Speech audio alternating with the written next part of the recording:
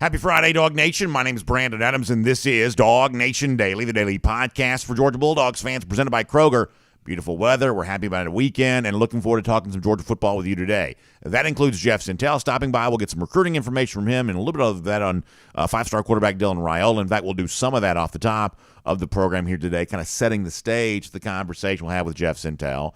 I also want to get into a couple of really cool visitors who were on hand for Georgia this week, and I'm not talking about the tech coach, Jeff Collins, who I guess was there as well. I'm talking about better visitors than that, and there's 2 points I want to make on that I think are worth doing here on a Friday, and kind of a cool message from Kirby Smart that's probably worth your attention there as well. There is reason to make fun of Florida today. We'll have a good time with that. We always do, and as I said, we'll kind of roll into a weekend with you and hopefully get ready to enjoy a fun time here this spring as Georgia spring practice rolls on there as well. It is DawgNation Daily, the daily podcast for Georgia Bulldogs fans, presented by Kroger, and it begins right now. Today's episode of DawgNation Daily is brought to you by Kroger, fresh for everyone. Presented by DawgNation.com, this is DawgNation Daily, the daily podcast for Georgia Bulldogs fans. Here's your host, Brandon Adams. So coming up in a couple of minutes, as you've come to expect on a Friday, we'll talk to DawgNation recruiting insider Jeff Sintel. And as you've also probably come to expect in recent weeks, a portion of that conversation going to center around five-star quarterback Dylan Raiola. A lot of chatter about Raiola as of late. Visited Georgia last weekend. There is reporting out there about an official visit coming up in a couple of months here. So there's a lot of Raiola news that's out there. Jeff Sintel will kind of give us the full details on all of this coming up in just a couple of minutes. And as a way of kind of setting the stage for that, let me do a quick preview of some of what we might discuss and kind of give you just a little bit of a fun thing here for a moment, although admittedly, not everyone's going to think this is necessarily great news. If you go to the Twitter page of the five-star quarterback Dylan Raiola right now, your avatar, the picture that you would use for a Twitter account, Raiola has made a very interesting choice, but the picture he's using here at the moment, let me show you this on the screen for those of you watching on video. It's Raiola taking a snap at center, and he's got a towel that shows a Georgia G on it. We can zoom in on this, I think, and give you a better image. Yeah, there it is. That's the Georgia G on the Dylan Raiola towel. Now, let me bring all of our audience up to speed on something here for a moment, because, recruiting is one of those things that different people follow at a different level of intensity. There are some Georgia fans who would say, I think there are less of these people than there used to be, but there are still some Georgia fans who would say, hey, man, I don't care about any of these guys until they get to Georgia. Until they sign, until they get on campus, I don't care about them at all. Used to be that was a little bit more prominent type thing. I would say that now in 2023, recruiting's gone a little bit more mainstream. So the type of person who doesn't care about recruiting at all, that group is getting smaller and smaller and smaller by the year. But let's just say that to a certain extent, those people exist. There is also kind of sort of a middle-of-the-pack recruiting person who follows recruiting enough to know who Dylan Raiola is and follows recruiting enough to obviously hope a guy like Raiola comes to Georgia or whoever the Dylan Raiola of any given year is, but they don't quite go as extreme as other people do.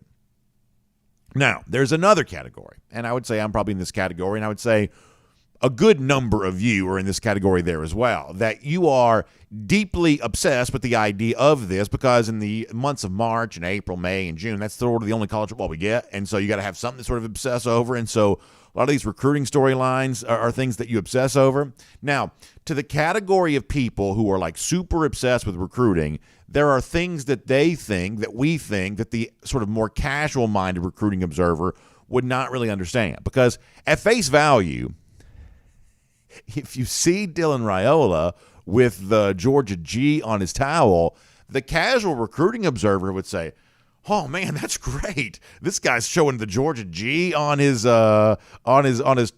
towel as he's playing quarterback. That's his choice for a Twitter avatar. This must be a done deal. Fresh off a UGA visit, showing off the G in his Twitter profile pic. There you go. Dylan Raiola's coming to Georgia.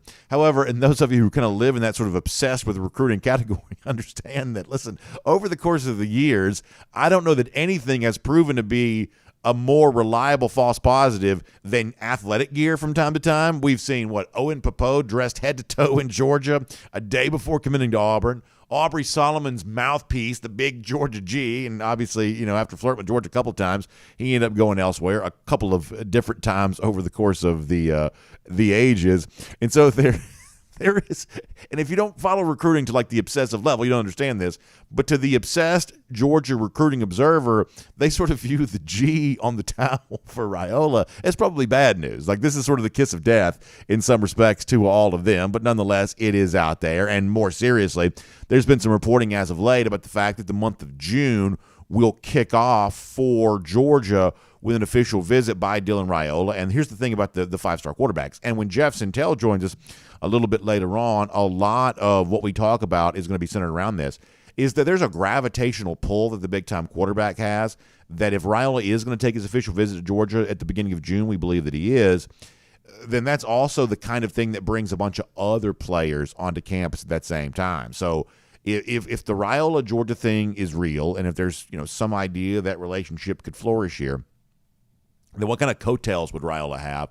And who are some of the biggest playmakers who would both be on campus when Raiola visits, kind of have been swayed to Georgia because of the fact that Raiola's been kind of in the mix here, and what does all that mean going forward? There's also some new reporting out there about some of those guys there as well. So we'll do a lot of that with Jeff Sintel here coming up. So the bottom line on this conversation here right now is, hey, Dylan Raiola on Twitter got the Georgia G on his towel. That's his profile pic. To the casual person, the average fan, they're like, hey, that guess must be good news. To the more obsessed recruiting observer, that's the last thing they want to see, and that's what makes recruiting conversation so odd, I guess, for people who do not follow them. But we'll do more with that with Jeff Sintel coming up in just a moment. What do you say prior to that we shift gears and talk about something else here?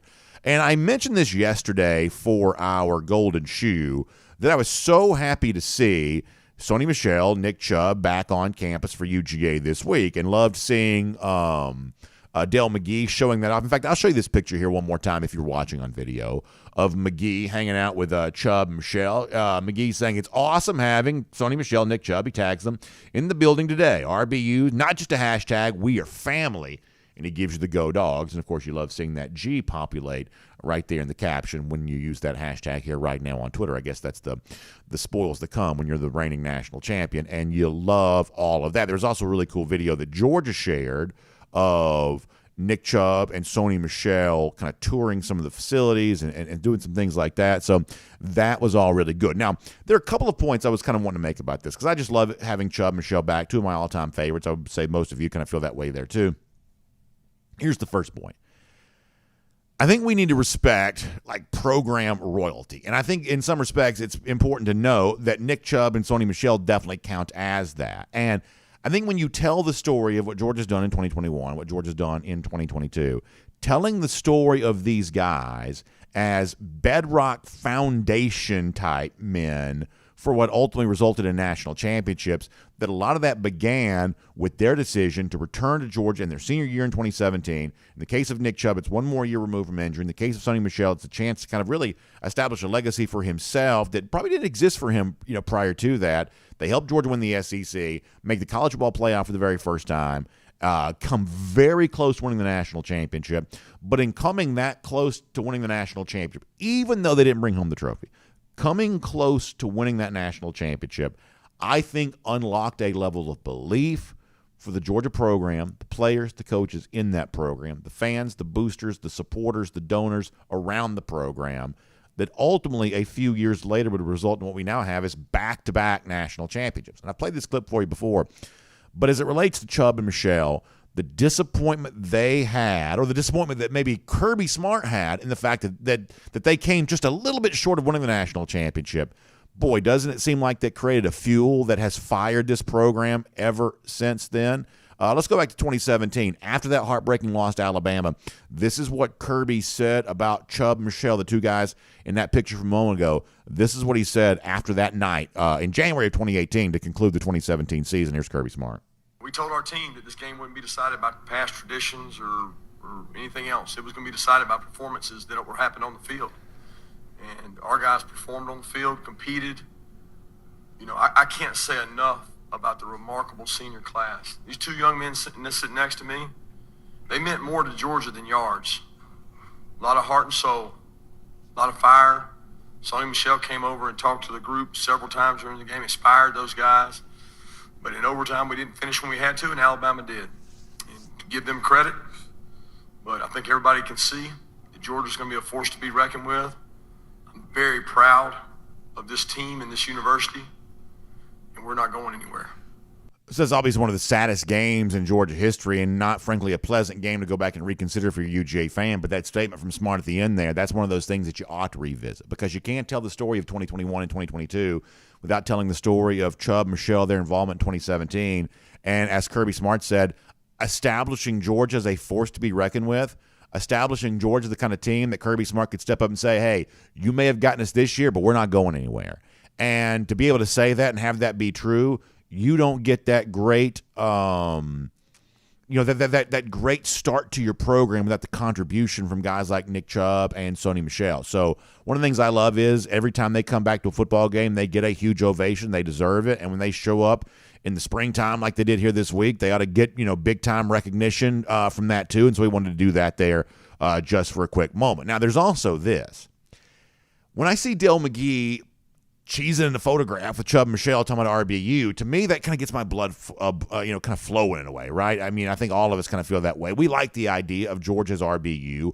We like the history and the heritage that Georgia's had there. And to me, in what is kind of in a lot of ways a year of transition for the Georgia offense, I think that the transition from Todd Monken, as great as he was, to Mike Bobo, who we also think can be a very good offensive coordinator there as well, I think this can also be an invitation to sort of reestablish some of the RBU roots for Georgia here a little bit, because if you want to go back and look at the end of the tenure for Mike Bobo, the first time he's Georgia offensive coordinator, you saw some things that you really liked. I mean, in Bobo's last year at Georgia, they averaged almost 42 points per game. They led the SEC in scoring that particular year, and part of the formula for how they did that was by averaging 257.85 yards per game on the ground. This is a guy who really kind of transformed himself as an offensive coordinator from a guy that maybe some people at one point in time thought was sort of a throw-first guy to a guy that really showed his ability to use running backs. And nobody wants Georgia in 2023 to be 3 yards in a cloud of dust, to be, kind of run first, run always, ground and pound, man, ball type thing, to use a phrase that's been used before, but incorporating some of the best of what Georgia used to be as RBU with the kind of newfound passing success that Georgia's had over the course of the last couple of years. If you could pair those two things together, wouldn't that border on essentially being unstoppable? We think of the sport now as a situation where offenses are trying to put defenses in conflict, make them make a guess about what you might do and make them guess wrong as much as possible, and that's how you move the ball down the field. That's how you score points. And, for as good as Georgia has been offensively the last couple of years, I do think there is more room for better rushing attack without sacrificing anything from the passing attack. I think you could do more of that. I think the invitation with Mike Bobo as offensive coordinator is to bring some of that back. And guess what? It's not just me that says that. The Georgia running backs themselves, it seems like they've noticed that too. So since we're kind of celebrating RBU right now, since Nick Chubb and Sony Michel were, on campus here this week, let's hear from Kendall Milton, who saw Bobo working with Chubb and Michel back during their freshman season of 2014. And Kendall Milton says, hey, I'd like to have some of that myself. This is Kendall Milton on what the offense for the Dogs can look like this year. Yeah, I'm definitely excited to, partake in this offense with Coach Bobo. Just seeing what he's put on in the past, just seeing the success that running backs have had in his offense, it just makes me excited. It makes me want to, go out there and just keep balling out, just keep working hard, because the opportunity is on the table. For me, I feel like I've seen that, just seeing how much he's ran the ball and the stats in his past offenses. So, I'm excited for this year. I'm excited not just for myself, but for the whole offense to be able to go out there one last time and be able to have fun with the guys. What he's referencing is Nick Chubb, the guy we were just talking about, playing with Bobo in 2014. Even though Chubb didn't begin the year as the starting quarterback, and even though Todd Gurley was also on this team, Chubb ran for 1,547 yards in 2014. He averaged 7.06 yards per carry. Sony Michel, who was used less as a freshman than Chubb was, still averaged 6.41 yards per carry himself. So Mike Bobo has shown you the ability as an offensive coordinator to incorporate a great rushing attack for Georgia before, and I would like to see some of that here this year. I love the idea of Georgia being RBU. Now, I also like the fact that throwing it to guys like Brock Bowers and Ladd McConkey and introducing Dominic Lovett and guys like that into the offense too. I don't want that to disappear, but if you could keep that and also add this could be a Georgia offense that's really, really fun to watch. It could be the kind of Georgia offense where if you're an opposing defense, they get you with the left hand, they get you with the right hand, they just get you every way possible. And for an offense that was almost impossible to stop a year ago, that tradition could continue with a slightly different makeup here in 2023. My name's Brandon Adams, and this is DawgNation Daily, the daily podcast for Georgia Bulldogs fans. We're presented today by Kroger, and we are happy to have you with us no matter how you get to us today, live on video. We come to you 9:45, 1st and 15, DawgNation.com, DawgNation app, 10 a.m. after that. Facebook, YouTube, Twitter, Twitch, from the radio at noon on Athens Sports Radio 960 The Ref, and we're available as a podcast wherever you find them. The Apple Player, Spotify, Google Player, all kinds of just various podcast platforms. Post the show every day at DawgNation.com. Just lots of different ways for you to get in touch with us. We just appreciate you doing that however you do. DawgNation Daily presented by Kroger here today. And by the way, speaking of Kroger, thanks to them for making it all possible. Of course, one of the things that Kroger also wants to do for you is take two things that you probably don't feel like you have enough of, that's time and money, and find a way to kind of get more out of the time and the money you have. And one of the great ways they do that was with a membership opportunity they call Kroger Boost. Now, you've maybe heard me talk about Kroger Boost before, but you're really not quite so sure what it would mean for you and your family to be able to be Kroger Boost members. So why not do this? Take advantage of an opportunity to enjoy Kroger Boost membership for free for 30 days and experience all the things that come your way as a Kroger Boost member. You can save up to $1,000 a year by earning twice the fuel points on the stuff you're already buying there at Kroger. You can also get free grocery delivery there as well. You can try this for free for 30 days. Here's what I want you to do. Go to Kroger.com/boost for more on this. That is Kroger.com/boost. And you can check all of that out today. Kroger.com/boost for a lot more on that.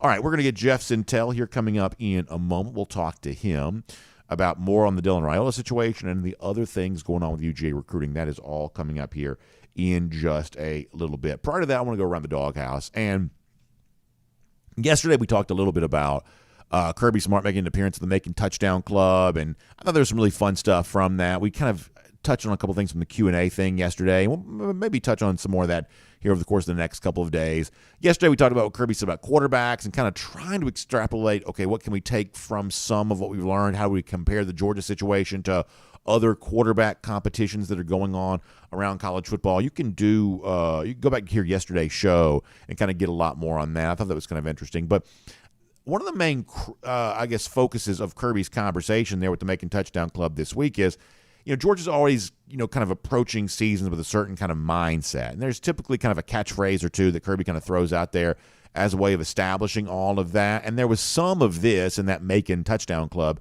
meeting that Kirby was a part of earlier this week. And the lead into all of that is, and if you're a Georgia fan, this is good news for you. And if you're a non-Georgia fan, or if you're one of Georgia's opponents, competitors for SEC championships or national championships, this is very bad news. The same way that Kirby Smart after the 2017 national title loss said that Georgia doesn't have any plans of going anywhere. After back-to-back national championships, Georgia once again apparently has no plans of going anywhere, no plans of slowing down. Every bit is focused on the task of continuing to win. The same way it always has, Kirby Smart letting that be known with the Macon Touchdown Club on, I guess it was Monday, it was earlier this week. Here's a brief snippet of Kirby talking about just that. And I felt really comfortable that we were going to have a really good football team, okay? I've said this repeatedly. We are built to sustain, not to be a one-hit wonder.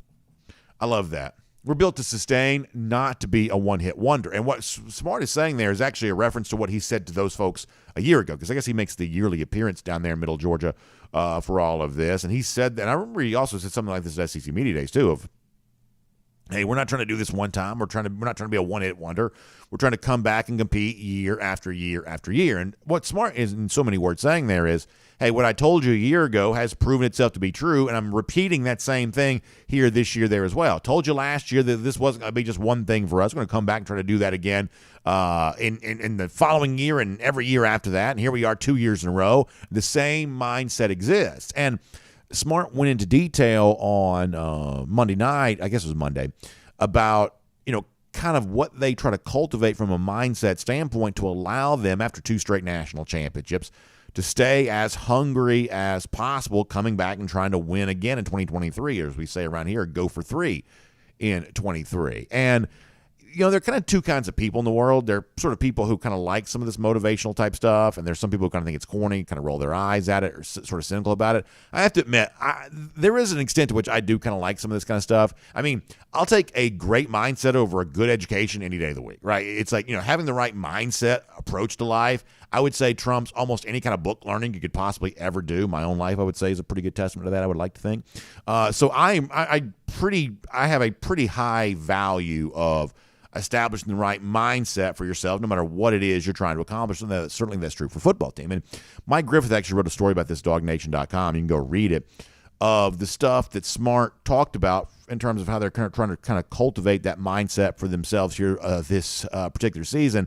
And one of the things they're using, I guess, as a source of motivation is the most successful rugby team of all time from down in New Zealand. And there's, I guess, books about them and things like that. And so using the tenets that's made this rugby team successful, Georgia trying to, I guess, kind of use that as a way of sharpening their own focus for the upcoming season. And one thing in particular that Smart talked about was, so I guess the phrase that the rugby team uses is, the willingness to sweep the sheds. In other words, even though you may be a great athlete, and even though you may be, great at what you do, are you humble enough to go out and, clean up, after yourself? Are you humble enough to go out there and as they say, sweep the shed? Kirby Smart sort of changed this to, are you hungry enough to want to eat off the floor? In other words, if you're hungry enough that you'll eat food off the floor, then you'll stay humble enough to do the great work that needs to be done to succeed at the highest level. I think that's kind of a good thing. And it's one of those deals where a lot of what Kirby says, obviously, is one of the reasons why people like coaches so much. A lot of what Kirby says has a translation that extends beyond just football. So when I posted yesterday's show at DawgNation.com, I put a link to this YouTube deal that got put out of Kirby talking about this. And you can read the story from Mike Griffith at DawgNation.com. So, it's cool to see the focus maintained for Georgia the way that it is. This is a team that would have every right to get complacent. Maybe some teams in sports might after 2 straight national championships. But it sounds like what Georgia's trying to push right now is, much like the 2022 team believed that this was their opportunity to have their own legacy for themselves, and for some guys, a chance to have a legacy as a 2-time national champion. The 2023 team is kind of adopting, it would seem, the same type of deal here, where they don't inherit what the last 2 Georgia teams did. They have to go out and establish this for themselves. And the reward for doing so is a special legacy of guys who step up and have a chance to play more on a national championship team than maybe they have the last couple of years.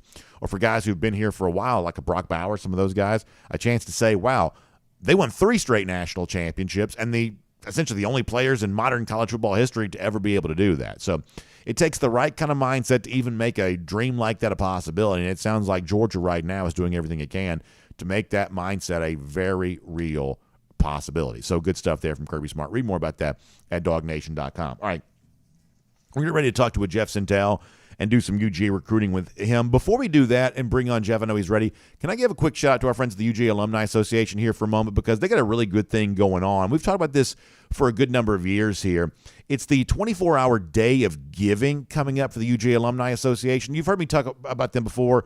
You know what they do. They support the University of Georgia, and it can be a great network for Georgia grads to kind of connect with each other, but it can also be a great,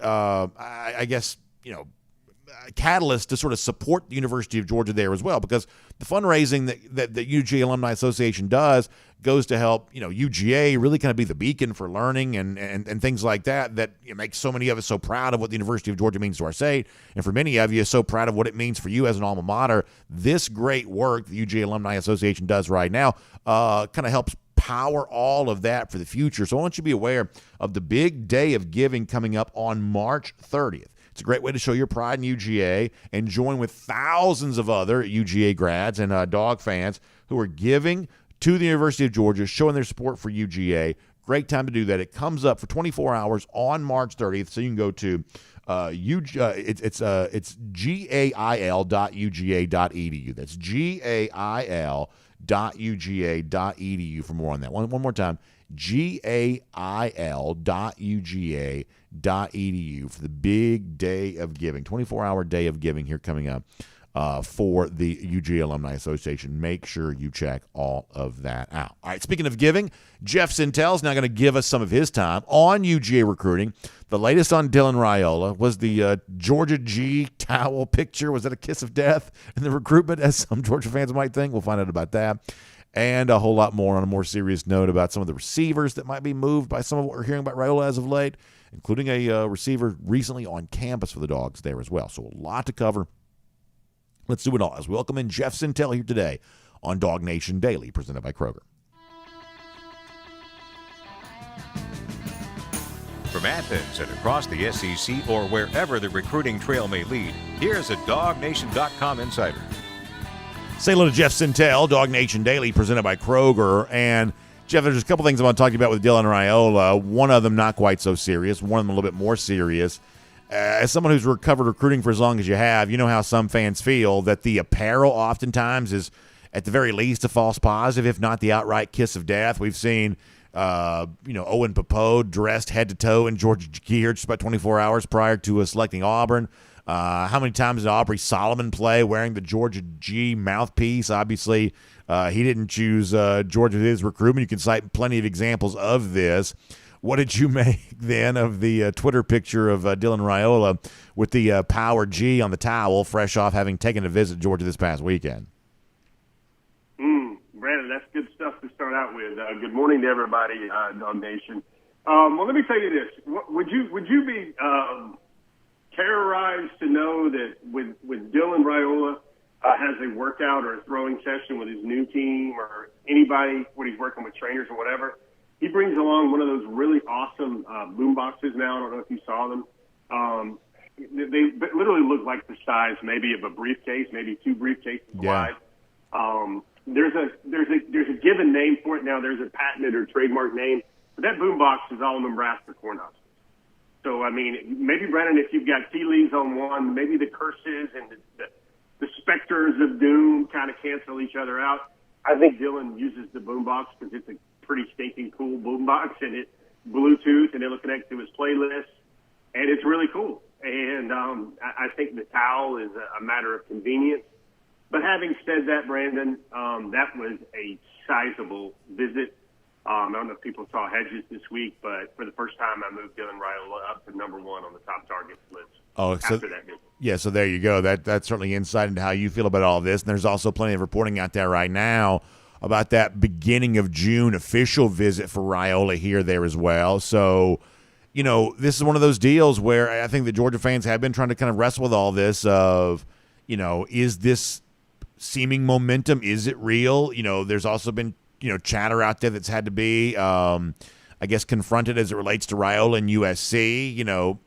Maybe right now it seems like UGA, USC have kind of come to the forefront with Nebraska, with the family tie kind of maybe falling by the wayside here just a little bit, and that's just my interpretation of that. It's not any actual reporting on my side. I'm just saying that's how I interpret what's going on as of late. But all of this seems to be heading towards a big pivotal moment at the beginning of the month of June where Georgia gets that chance to impress Raiola again. Is that kind of the lay of the land right now? Yeah, Brandon, that's kind of been the hint buzz for weeks and maybe even months. Actually, when I spoke to the Raiolas this week, I got a chance to confirm that they're fine with it coming out public. I guess that the June 2nd through the 4th day. We had this on Hedges this week, Brandon. I don't know if you saw it, but let's permit me, Brandon, with you and DawgNation now. Let's go up the tee box, and I'm going to walk you through an exercise, and let's hope that we can find the fairway. When you think of the June A1A recruiting visit weekend, I started calling it the Oscars. Really, the big one so far was last year. So here's my first question for you, Brandon. What's your takeaway? What's the feeling left after last year's official visit weekend when everybody and their brother's 5-star came to town? How do you feel about that? Looking back on it now. Well, when you look back, we talked about this some last week. When you look back on it, obviously it was great to get those guys on campus at the same time, but it probably didn't end up being quite as fruitful a week as some Georgia fans would have hoped for. And obviously Arch Manning was probably the biggest example of that, I guess. And that's the thing, Brandon. Perfect exercise there. You striked at 295. There was a little bit of a draw, but it was perfect right in the middle of the fairway. Well, I went back and looked at that. And so what is this thing you remember, the ones you missed or whatever? Yeah. But so I went back and looked at it, and high-profile miss in Arch Manning, high-profile miss in Justice Haynes, high-profile miss in Caleb Downs, high-profile miss in Jalen Hale, another wide receiver. So those were big. But then I kind of calculated, and Brandon, these weren't the commits there that weekend. These were the targets. Georgia got A.J. Harris. Damon Wilson just kind of showed up on an unofficial for 3 days, and it was every bit felt like an official visit to him and his family. Raylan Wilson got him. C.J. Allen got him. You keep going on down the list, and you realize there were 10 major targets for Georgia in that class that first weekend. T.J. Shanahan was another one, so I think the number goes to 11. Georgia hit on 5 of those. So when you're bringing 5 stars in and that many 5 stars in, and you're batting over 500, that's a pretty good pull when you're talking about the nation's top prospects. Of course, Georgia would have loved to add 2 or 3 or 4 more of those names, but I think the Dogs are going to be just fine with what they settled on in that gargantuan 2023 class. Now, let's fast forward into this year. I calculated this list. I started putting it together and projecting names for this weekend, Brandon. And there's about 2 or 3 5 stars I left off because I'm not kind of comfortable right now advancing maybe where they're feeling publicly. But, Brandon, there could be like 8 5 stars there that weekend. Jeremiah Smith, Dylan Raiola, Ryan Wingo, Williams Winery, DeMarcus Reddish, Ellis Robinson will be there. Ellis Robinson's actually in town this weekend, the highest-ranking recruit in the class. So what we thought last year, what's that phrase on social media now with all these memes, Brandon, where you hold my beverage, let's clean it up for the young folks listening right now, hold my beverage. Well, sure. This year is going to top everything Georgia did last year. I mean, it's literally, they better have a red carpet, man, because there literally could be 15 top 100 players in Athens for that June recruiting weekend. And Brandon, it's all planned because everybody wants to get together. They want to look around. They want to take that group photo. And they say, well, what can we win now with all these guys in there? Well, maybe 3, 4, 5 in a row. Something like that. Really cement a true dynasty in Athens with all the type of talent that will be in town. And, Brandon, let's be honest. The number 1 quarterback in the country is a lightning rod and a catalyst for all those guys wanting to show up because people are telling me, Raiola's there, then they're going to have to be there as well because it's going to be a big thing. Well, let's transition on that exact point. You got a great story this week with Ryan Wingo, terrific 5-star receiver, recently at Georgia. There's been a little bit of chatter about Mike Matthews this week and, Jeremiah Smith's name that kind of comes up from time to time. The obvious offshoot of the quarterback conversation is who are the wide receivers who are potentially swayed here. So let's talk a little bit about that. We'll use your story as Wingo as kind of a springboard for all of this about the relationship, the orbit that seems to exist, for Georgia around Raiola. What kind of impact is that having on the big wide receivers for right now, including Ryan Wingo, the guy that you just wrote a story about? So, Brandon, what it does is it adds some more jet fuel or nitrous oxide to what Georgia has already built. And what I mean by that, I've talked to 5 stars, I've talked to receivers, I've talked to playmakers, and what it is somehow Georgia, and with all great due privileged respect to Stetson Bennett, I mean, the man's on my Rushmore in Georgia football. I think Nolan Smith has him there as well. But for me, and you hear it, somehow Georgia has been able to accomplish all these things, Brandon, with a quarterback that couldn't win a game for them or, help them beat a team that was maybe 14 points better than Georgia.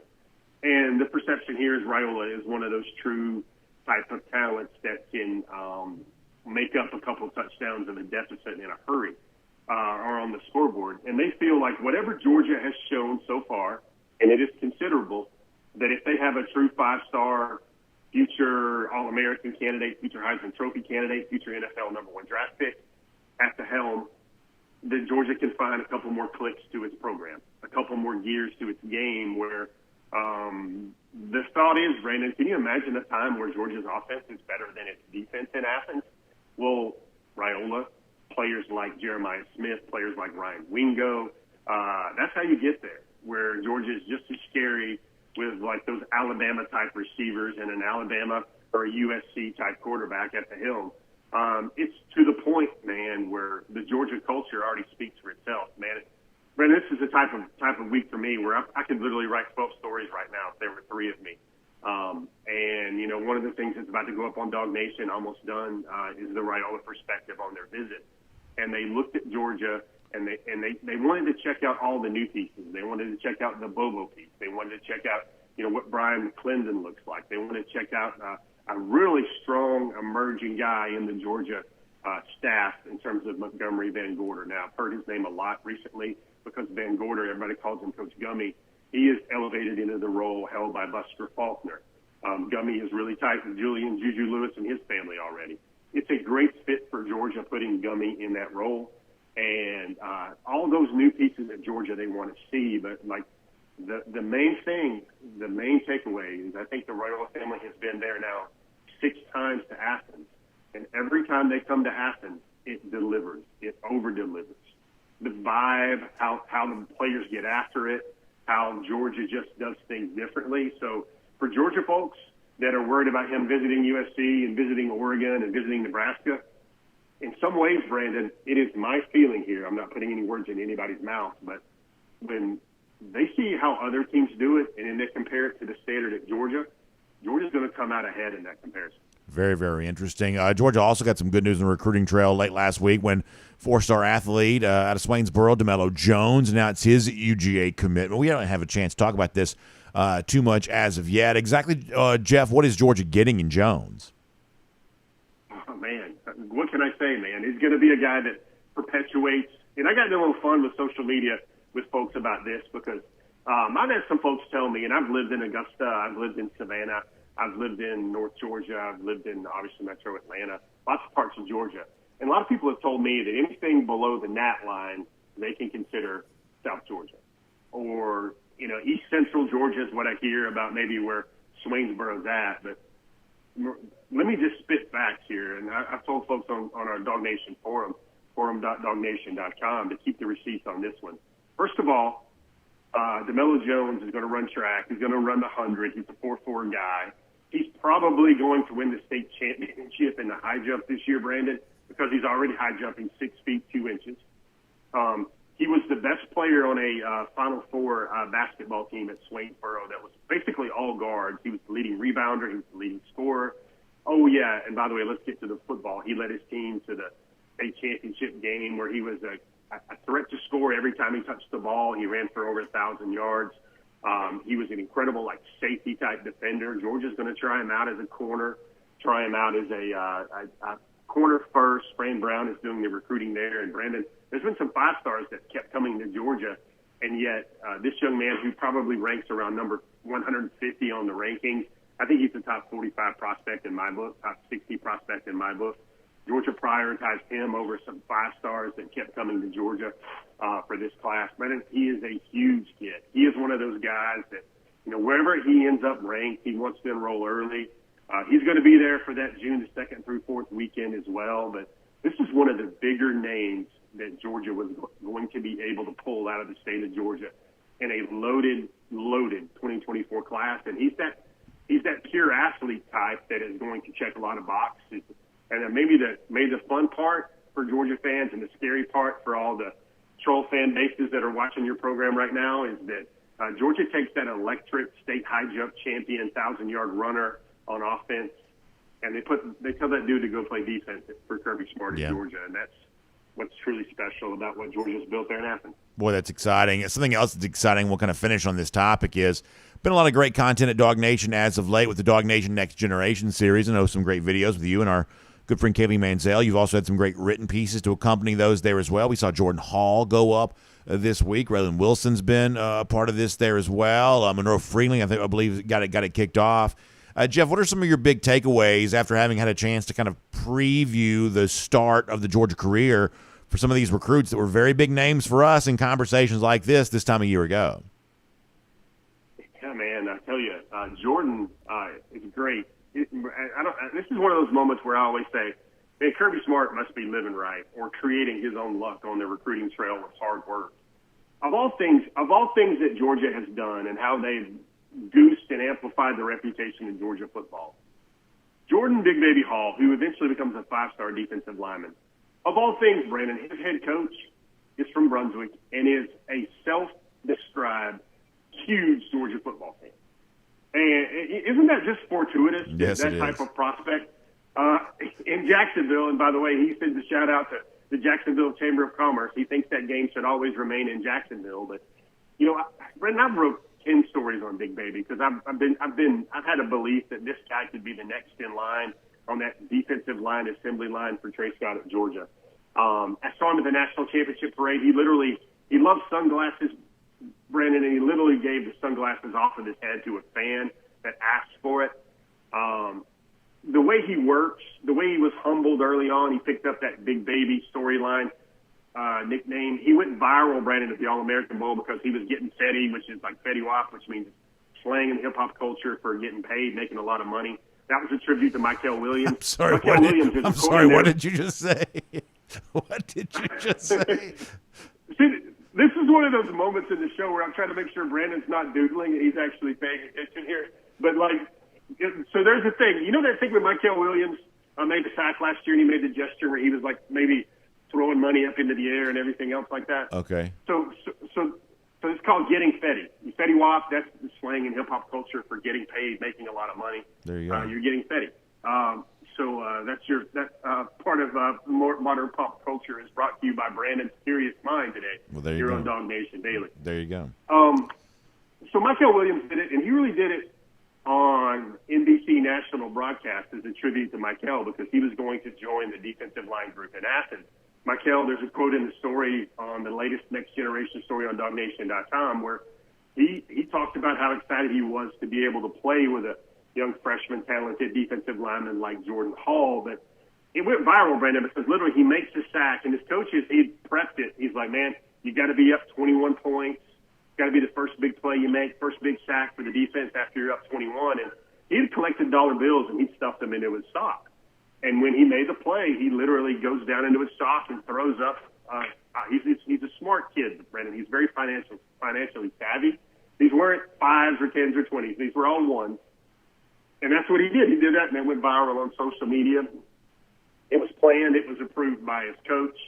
But, there's just so much stuff about Big Baby Hall, what he brings to Georgia, what he will do, how he elevated his rankings, much like Michel Williams did at the All-American Bowl.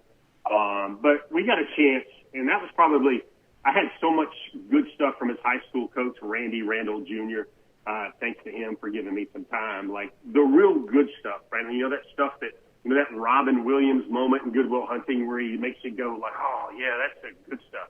Well, his high school coach gave me all the good stuff about Jordan. And from a guy that had written like 5, 6, 7, 8 stories about him in the past, I learned a lot. And when I can learn a lot about these young men that I've written a lot about for DawgNation over recruiting cycles, then I hope to be able to bring that to you guys as well. I hope that will be a real treat for everyone to read. Jeff, no doubt it will be a treat for everyone to read. We certainly appreciate your time here today and hope you're getting ready for a great weekend and continue to report on all this fun stuff going on around UGA here right now. So we appreciate you being here on DawgNation Daily presented by Kroger today. We'll look forward to more Next Generation series with our friends at Pella Window and Door of Georgia. And, of course, you back here again with us next Friday as well. Hey, man, and everybody, hope we all go out and get Fetties. That means gain marketable and great employment and acquire lots of dollars for our family over the next week until we're back again. Well, there you go. Look forward to doing that there as well. Take it easy, buddy. See you, man. Let's take a look around the rest of the league. This is SEC Through. So I feel like whatever that is sort of like back in the day we say making it rain. Like that's just sort of the new way of saying making it rain. Is that kind of what that is? I don't know. Probably in over my skis on topics such as that. Nonetheless, though, always fun to get really interesting information from Jeff Sintel, both on the recruits on their way to Georgia and that crop of great recruits who've recently gotten to Georgia and obviously the impact they could have on this 2023 team. Here's the fun thing about a place like Georgia. Yes, you're deep with talent. Yes, you've got some experience that you'll be leaning on, but seemingly in every one of these big seasons, some of the biggest impact made by newcomers to the program. Fresh, new blood provide that new energy, and no doubt for Georgia, that class of 2023 going to be much the same way. Can't wait to see how that plays out, and some of that we have a chance to see on G-Day. That is one of the things that Kirby was talking about the other day, too, is that they have, 21 early enrollees or something like that. It's just become this thing where folks want to be on campus. They want to get there early. They want to get that college career started. They get extra college paid for when they do that, and get a chance to learn the ropes here. And boy, Georgia's got a great group of guys doing just that right now. We're profiling some of those for you there at DawgNation. We're also profiling Royal Caribbean Cruises. I found out something kind of exciting. You've heard me talk before about Icon of the Seas. It's the brand new Royal Caribbean cruise ship, the largest cruise ship in the world when it debuts in January, sailing out of Miami. I found out that, so one of the things that kind of defines a Royal Caribbean cruise vacation is the great entertainment options that Royal Caribbean has on board. I like live music, and Royal Caribbean will have about 7-8 different ways to enjoy live music on any kind of given day or night on board one of their cruise ships. They've got, great shows, entertainment. And one of the things they do is, in a lot of cases, they have like a Broadway-style show that kind of is sort of the signature show for the ship. And I found out this week that on Icon of the Seas, the show they're going to debut now, in addition to like the ice skating shows and the high diving shows and things like that, in addition to that, they're going to have a rendition of Wizard of Oz as like the centerpiece show taking place in the big main theater there for Icon of the Seas. Like, that's just an amazing thing to think on a cruise ship while you're enjoying a great vacation. That's one of the reasons why I love recommending Royal Caribbean Cruise vacations to you. Talking to one of the folks right here, and he was talking to Jessica Slater. Jessica says she's still got folks reaching out to her about the DawgNation Cruise. At this point in time, there's just not any room for us on the DawgNation Cruise, I don't believe. You can try, but I believe we're probably just about booked up on all of that. But as you hear me talking about Icon of the Seas or Independence of the Seas, which we're going to be on, coming up here in about a month's time, it can be a real good reminder to you that it's a great time to go ahead and book your own Royal Caribbean cruise vacation. I hope you will do that. Jessica Slater, a great travel agent to use to do that, specially selected for us by Royal Caribbean. So you can give her a call, 770-718-9147. That is 770-718-9147. And Jessica will get you up and running and ready to go on a great Royal Caribbean cruise vacation. So you head towards the summer, maybe a little bit of time to still book a spring break travel of some kind. Obviously heading towards end of 2023 and into the fall, where oftentimes you can get great savings on a cruise. And then, as we said before, January of 2024, the debut of Icon of the Seas on those 7-night sailings going through the Caribbean. Man, a lot of great options. Can't wait to explore all of those with you. That is our friends at Royal Caribbean. Now let's go cruise around the SEC with Royal Caribbean. And one of the names we've talked about on the recruiting trail as of late is the 5-star wide receiver committed to Ohio State, Jeremiah Smith. Smith had been talking a little bit about Georgia as of late, seems to have a pretty good relationship with Dylan Raiola. But the other thing about Smith is this week he's been photographed and being seen taking a visit to Florida. Now, I do not think that Florida is going to get Jeremiah Smith, but my part of my reason for kind of bringing this up to you, and part of what I think is kind of funny about this, is the fact that Ohio State folks hate this. Like, for forever and a day, Ohio State folks, and the Big Ten just operates a little bit different than the SEC. In the Big Ten, there's this thought that, hey, once you're committed to a place, you're just supposed to be at that place. You're not supposed to be taking visits. And by the way, there's nothing more unseemly in their eyes than SEC school trying to get committed to Big Ten players.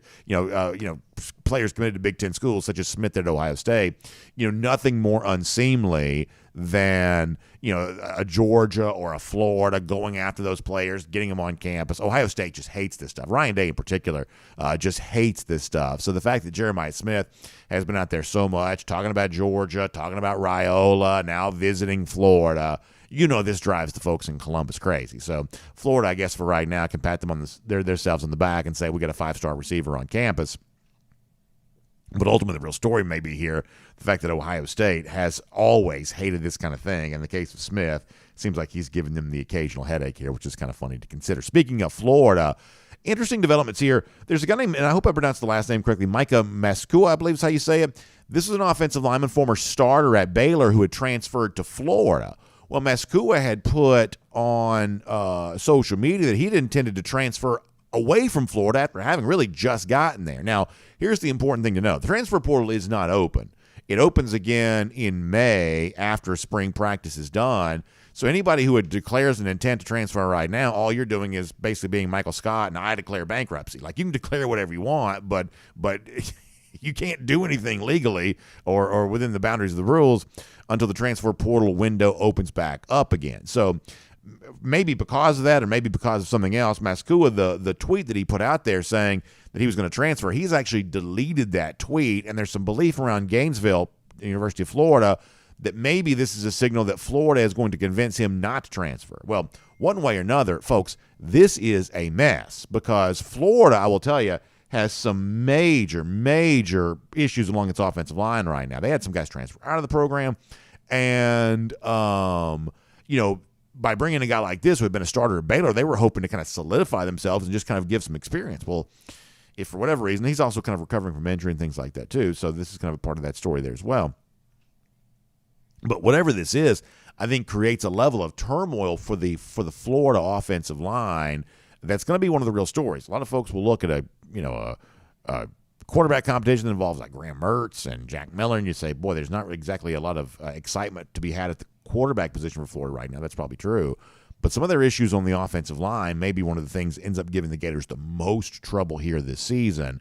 And to have a guy that transferred into your program hinting at transferring back out and then deleting that tweet, that kind of creates a little bit of a mess there for the University of Florida. And obviously anything that's messy for them is funny to us, so we will tilt our heads back and laugh a little bit at those lousy, stinking Gators there on that.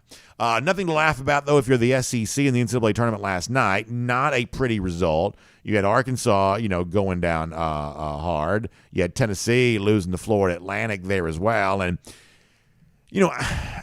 just a kind of an example, Tennessee, number one in football, but ultimately, as all said and done, they lost 2 regular season games. Number one in baseball, losing the postseason to Notre Dame. And once again, a Tennessee team that was near the top of the rankings in basketball ends up, and they do make the Sweet 16, so that's not nothing, but, ultimately having to see their season come to a little bit of an unceremonial end last night. It was a good night for basketball, though. Obviously, probably capped off by the thrilling win for Gonzaga against UCLA, which is great, certainly for Gonzaga. But for those of us who are kind of viewing this tournament as a chance to root against Alabama and its newfound status as a basketball school, you're starting to run out of those teams. I've been warning about this for a while, and it may end up being true. You're starting to run out of teams that you would have said on paper coming into the tournament were a likely threat to beat Alabama. UCLA was another one of those teams taken care of last night at the hands of Gonzaga in the thrilling sort of back and forth kind of classic tournament game. Gonzaga and UCLA have played those games a couple times before in the tournament. Last night, another chapter in that. But UCLA would have been my pick, sort of my refresh pick starting the Sweet 16 and maybe win the national championship as the non-Alabama option. And now they are gone too. So, this is an Alabama team that entered the tournament as the number 1 overall seed in what has been kind of thought to be sort of a more wide open tournament we've had in the past. And the more time passes with Alabama getting ready to play tonight, the more you start to wonder is this really going to kind of fall into place for Nate Oates and what has been a little bit of a controversial team? We've talked about some of the stuff as it relates to Nick Saban and Saban's attempt to walk all of that back, but that doesn't change the fact this Crimson Tide basketball team has been controversial. And they are going to play tonight for a chance to move on with a lot of their competition. 1 seeds, 2 seeds falling by the wayside.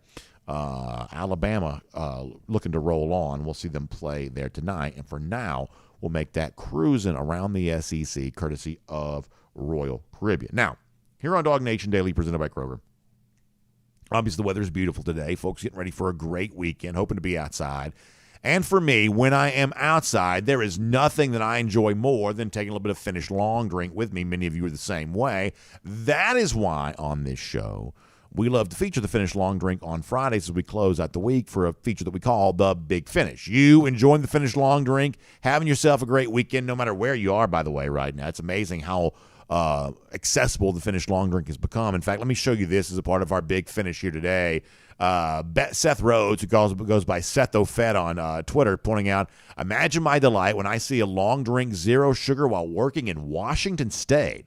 How about that for Seth? First of all, great to have him up in the Pacific Northwest, checking in from work there. And there you see the long drink, 0. He says go for 3 and 23, hashtag HBTFD, hashtag Go Dogs there as well, enjoying the finished long drink, 0 sugar as he does all of that. So we appreciate that from Seth and appreciate all of you who are enjoying the finished long drink wherever you might be. In fact, if you hear Seth talking about it, if you've heard me talking about it, you want to try some for yourself, you can go to thelongdrink.com and find out where you can pick some up. You can also find out about the 4 different long drink varieties, including the 0 sugar option. No carbs, no calories in all of that. How about the long drink cranberry, the great cranberry flavor, long drink strong, 8.5% alcohol by volume. I know some of y'all like that. And, of course, probably my favorite, the blue can. It's the traditional. It's got the grapefruit flavor, the gin kick. I tell you, it goes great with an outdoor weekend like this is a lot of folks get ready to try to enjoy that. So if you're going to be playing golf, if you're going to be hanging out on a patio somewhere, wherever you're going to be, the long drink is a great thing to take with you or have with you when you get there. TheLongDrink.com to find out more on that. So great golden shoe today from a great part of our listening community. His name's Ryan Walker, and he has a very cool thing to share with us here. So I want to show this to you on the screen here. Remember the great former dog Clarence K? Well, Ryan writes in to say, this is my godfather, Clarence K's helmet from 1980 through 1983. He says the helmet has seen 3 national championship games and brought home 1. Obviously going back to reference that great time in the early 80s. He says, people talk about 1980. I own a piece of it.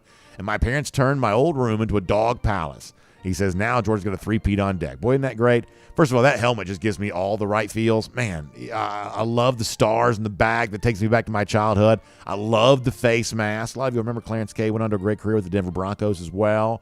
How about that great piece of Georgia football history?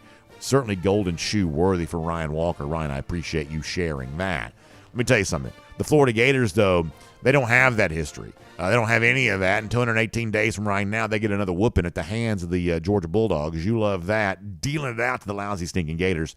That is our Gator Hater Countdown. We hope all of you have a great weekend. We'll see you back here on Monday for DawgNation Daily, presented by Kroger. We will look forward to talking to you then. And on video. Time now for the R.S. Andrews Cooldown. R.S. Andrews, the one you turn to for your air conditioning, heating, plumbing, and electric needs. They'll show up on time. They'll do the work that's promised, the price that's promised. You can trust them on all of that. We had a long day of comments yesterday, so we may reserve the right not to go quite so long here today. But nonetheless, good to have all of you here. I'm going to start on, I think, Facebook today because I don't think I've done that in a little while. So we'll pop over here. We'll start on Facebook. We'll kind of roll through these comment sections, and we'll get ready to roll out of there after that. All right, here we go. Graham Nicholson also pointing out that this year's Gator Hater Countdown could quite possibly be counting down to the last ever game for these two teams in Jacksonville. Certainly a possibility. Certainly a possibility. Johnny Prescott says, I'm embracing my petty schadenfreude and reveling in Rocky Top's misery. Yeah, I am too. We kind of said this was a little bit of a referendum on Tennessee going into the NCAA tournament because, like Mike White, their athletic director, makes a good bit of money, and Tennessee kind of likes to think of itself as a school that's just sort of good at everything, as like the flagship athletic department in the SEC because, you know, obviously they got a great women's basketball history. Nobody denies that, going back to the days of Pat Summitt.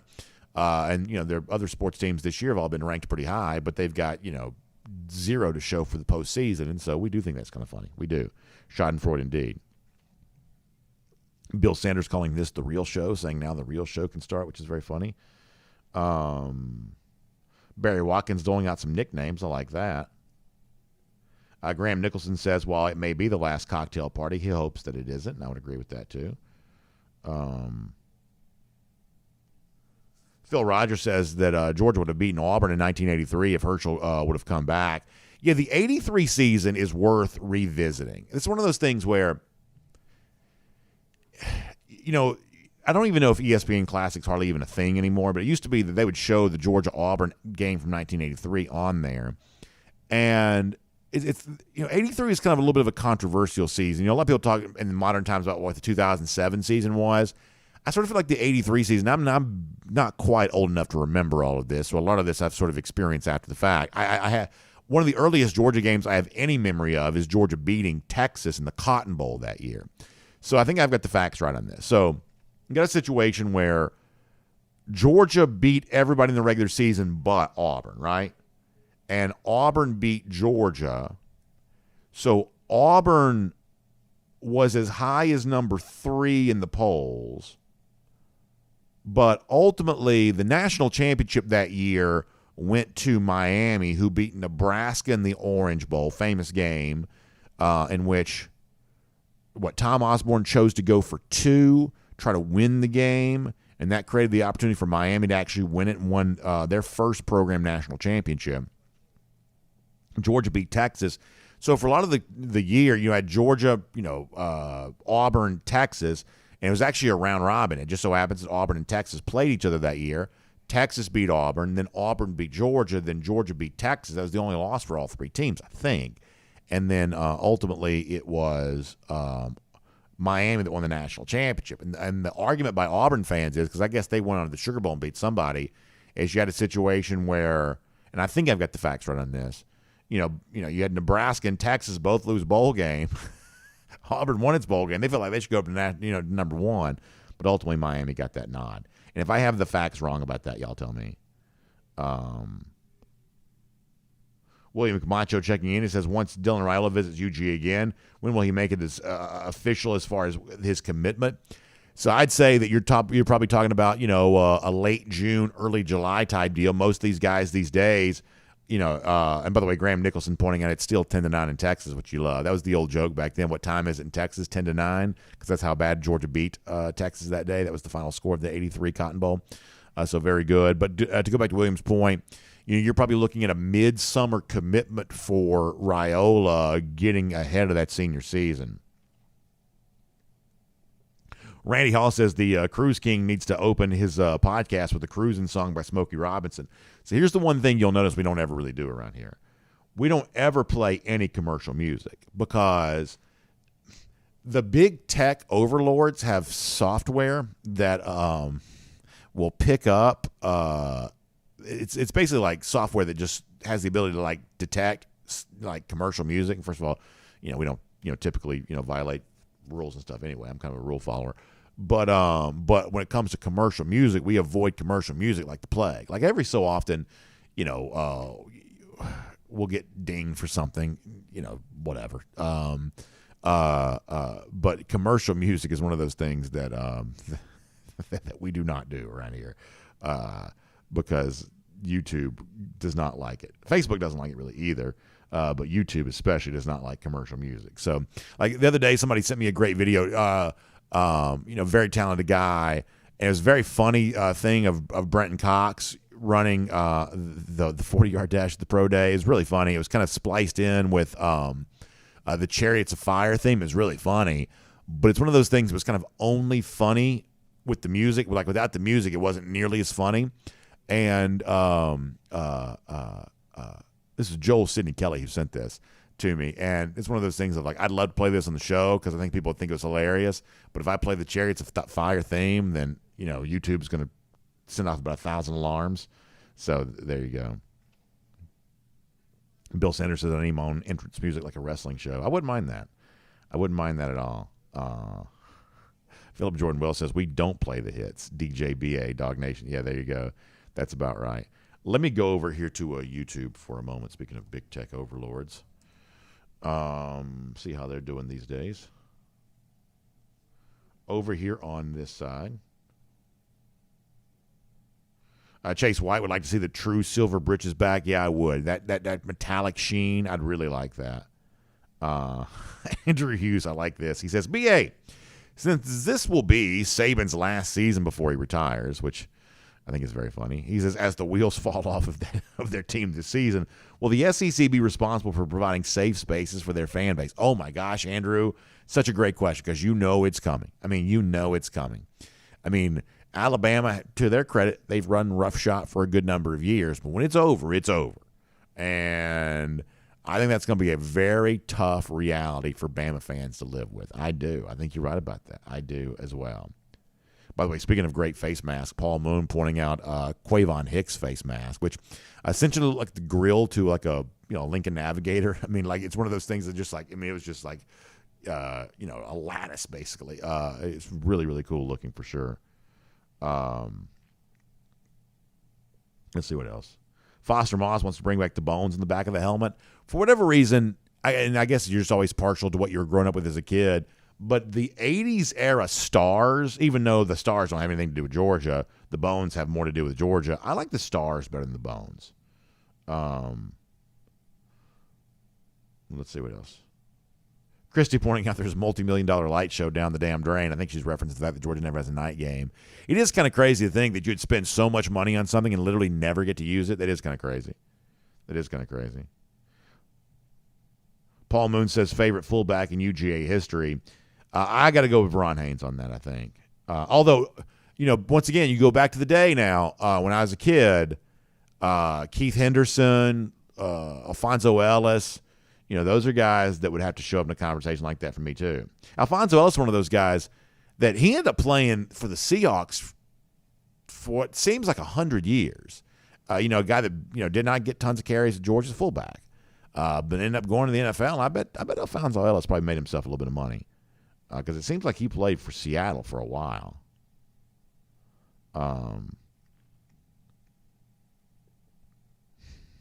Let's see what else. DMart42 likes the white helmets that Georgia shows off with recruits. Yeah, I mean, I think they look good there too. Now, to me, I'm from Gainesville, and the white helmets kind of remind me of the Gainesville Red Elephants, more so than because that's what Gainesville used to always wear was those white helmets. But I mean, they do look nice. Chase White says the cocktail party should be special jerseys. I wouldn't mind that. I kind of like the idea of both teams wearing their home jerseys just because the uniform contrast is so stark. Let's see what else.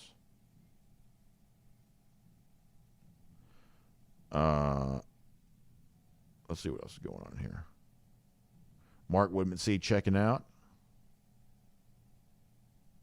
G. Grace Bama Boy says Georgia should wear all red, cleats and socks, pants, helmets, numbers, G on the helmet also. Yeah, let me tell you something, G. Grace. Why don't you worry about your own team right now? Don't be giving us uniform ideas. I do think it'd be kind of cool if and Alabama would never do this, but if one day Alabama wore the houndstooth helmet, I think that'd be kind of cool. Houndstooth helmet. I think that'd be kind of cool. If they ever wore an alternate uniform, that'd be a good thing. Let's see what else. So, the one thing about, the alternate uniforms is over the course of years, I have definitely kind of softened my stance. I'm a pretty big traditionalist. The uniforms in sports I like best are Steelers, Yankees, the classic Dallas Cowboy, the classic uniforms, the ones that don't ever really change. Those are the ones that I like best. Over the course of years, I've kind of gotten a little bit more open to Georgia altering its look a little bit. But eventually you kind of get to the point where, as people point out, if you're going to wear this, how about where you wear red with black, and then you wear all white and you wear whatever. And then you get to a point where every single game, Georgia looks completely different. And then the kind of special nature of your brand, I think, is diminished. Now, that makes me sound like an old man. I'm not trying to sound like an old man, but I'll give you an example. We see Ohio State wear lots of different uniforms. And to me, I think they're somewhat diminished by that. I really do. I mean, you don't see big venerable brands like Coca-Cola or Delta Airlines, or you don't see them changing their look, really frequently, because their look is sort of what makes them what they are. And so that's part of the reason why I've always been a little hesitant to fully embrace some of these alternate uniforms, is because before you know it, you're wearing a different uniform each and every week, and I think your brand takes a hit on all of that. Spencer Clark also pointing out Richard Samuel beating them Gators. The thing that Samuel was famous for is, remember that block he threw in the Kentucky game in 2002? I think it was Samuel, right? He talked about putting a guy on Dream Street, pow, on what David Green turned into a play-action touchdown in a game in which Kentucky thought they were going to beat Georgia and tear down the goalpost. It was the Richard Samuel block from that game that probably sticks out in my mind more than anything. Scott Harris says, went to college in Dahlonega, made too many trips to the Wagon Wheel liquor store because Lumpkin County didn't sell alcohol. Yeah, so there you go. I've spent plenty of time in Dahlonega myself over the years, kind of growing up in North Georgia. Jonathan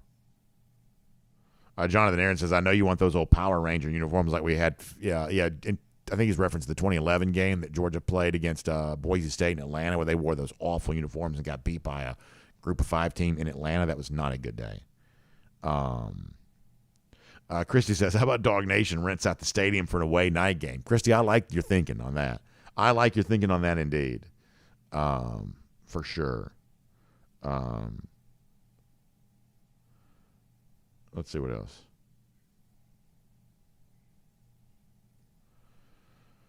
DMart42, yeah, those are not good uniforms. Let me go to DawgNation.com for a minute. Keith Dog says Alabama's not ever changing. I don't think they are ever changing their uniforms, which is kind of I think I've told you this before. So I believe that there is a conspiracy theory involving apparel where, there's always this people are always saying, well, the recruits like the apparel, recruits like the apparel, recruits like the apparel. I believe the idea that recruits like the apparel is propaganda from the apparel companies, which is probably a ridiculous conspiracy theory. Because if you look at the teams that change their uniforms the most, Oregon is kind of an example of a team that changed their uniforms a lot, and they do recruit fairly well. But think about teams that wear a different uniform every game, like Maryland and teams like that. They never get any recruits. Think about teams that don't ever change uniform. Alabama, they've been number one more often than not. So, the whole thing about, you got to have all these thousands of uniforms because that's what recruits like.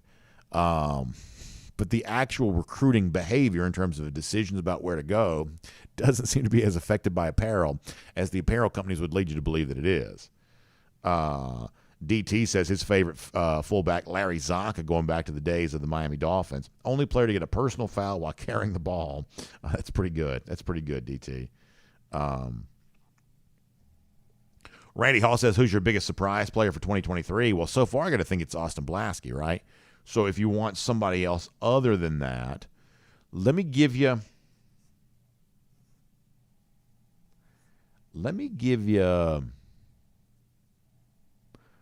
Deion Bowie count on that? Sounds like Bowie's had a pretty good spring here thus far. Maybe you say, no, he doesn't. But it seems like Bowie's had himself a pretty good spring thus far, which I like. Randy Hall pointing out that Ryan Walker, true dog and Falcon fan. Yeah, the thing I like about Ryan, who's more of a Facebook commenter, Ryan's got a great appreciation for sports history, which I really like. Morris asking about Dominic Blaylock. Yeah, we don't know anything new about Dominic Blaylock. DogFan66 also asked a good question. He says, why do I ignore Houston? They're a number one seed still left in the tournament. And he says the Final Four is also in Houston, which you should also point out if Houston makes it, they'll also have their game called on CBS by Jim Nantz, who is very famously a Houston grad. Jim played golf at Houston there as well. So Houston's one of those teams that I probably just wasn't that big of a believer in the start of the tournament with Kelvin Sampson as coach. And Dog Fan, it could be that I'm about to be proven wrong about that. So the honest truth is the reason why I haven't been mentioning Houston as much is because I haven't thought they were probably very good, at least at the national championship level. They're clearly a good team. So it could be that when it's all said and done, Houston was that team. They were capable of doing all of this, and I just wasn't giving them enough credit. So there's a very good chance that's the case. Let us see what else. Good conversation going on here. Randall Belcher, the subject of Mike Bobo helping to lead Georgia with third straight national championship. So the important thing to point out is, and I've said this before, is I don't think it's fair to judge Bobo on whether or not Georgia wins a third straight national championship because no one's won a third straight national championship. In other words, if somebody were to look at Mike Bobo, if Georgia doesn't win the national championship this year and say, well, I guess that makes Bobo a failure because Georgia didn't win the national title, that's setting a standard for him that no one else has been able to achieve, and I would say that's not fair. But do I think that Mike is setting himself up probably for a pretty successful season as offensive coordinator? I believe that he probably is.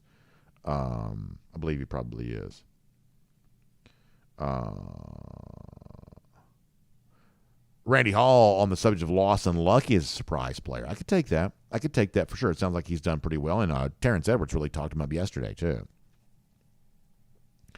Johnny Surf Dog says, show a little caution when it comes to Dylan Raiola. Let me read his full comment here. He says, first, he's got to sign. Second, he's got to prove he's as good as advertised. Third, he's got to beat out the other quarterbacks. Yeah, all of that's true. And, the first thing is he's got to even, a commitment would be a precursor to signing, and it's not even obvious that he's going to do that. This is just for right now a quarterback that Georgia's in the mix for. But, it's obviously good to be in the mix for good quarterbacks and then to see what happens after that. To me, it's a numbers game, right? And, if you said, okay, well, Georgia signs Dylan Raiola, I don't mean to be a wet blanket, but statistically speaking, what is the most likely thing to happen? Well, unfortunately, the most likely thing to happen based on statistics and preponderance of evidence, the most likely thing to happen is that Raiola would probably transfer from Georgia before he really does much because that's what more than half of the five-star quarterbacks seem to do. So for Georgia, I think it's important not to fall in love with any one name, but put some confidence in numbers. In other words, if you recruit enough Gunners and enough Brocks and enough Carsons and enough Dillons and enough whatever, well, eventually you're going to have and by the way, a Ryan Puglisi in that, maybe Juju Lewis looking ahead to the future, that if you if you put together a large enough collection of names that from that crop you can find enough quarterbacks to really succeed on the field, and I think that's important. But let's see what else. Back over here, I guess Facebook one more time, then we'll run through the conversation on the various comment sections one more time here. Leon White says Brock is the now. Could very well be the case. Eric DeVornsey says it's tough for a first-year offensive coordinator to gel, talking about Mike Bobo, and that could be the case, but I do think it helps that Bobo has been here. And I mean, it goes without saying, as simplistic as this point is, I think it also helps that Georgia's got such a high level of talent there, too. Let's see what else.